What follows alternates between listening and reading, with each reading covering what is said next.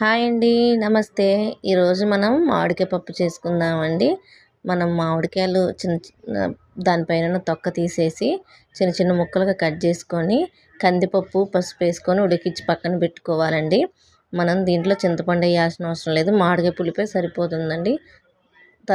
ఉడికించిన తర్వాత మనం ఒక స్పూన్ ఉప్పు, ఒక స్పూన్ కారం వేసుకొని మెదిపి పక్కన పెట్టుకోవాలండి. ఈ పప్పు తాలింపు కోసం మనం ఒక కళాయి పెట్టుకొని దాంట్లో ఆయిల్ వేసుకొని సరిపడా ఆయిల్ వేసుకొని మనం ఒక స్పూను తాలింపు గింజలు, 2 ఎండుమిరపకాయలు, ఒక ఉల్లిపాయ, ఒక 4, 5 రెమ్మలు వెల్లుల్లిపాయ, ఒక రెమ్మ కరివేపాకు వేసుకోవాలండి.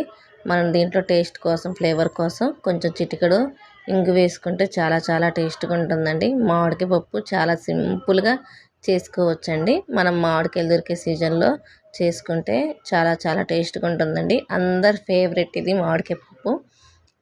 చాలా టేస్ట్గా ఉంటుంది.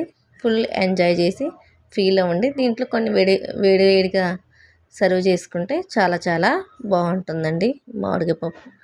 అంతేనండి. ఒక 10 మినిట్స్లో మనకి మామిడికాయ పప్పు చేసుకోవచ్చు. ఈజీగా సింపుల్లో అయిపోతుందండి.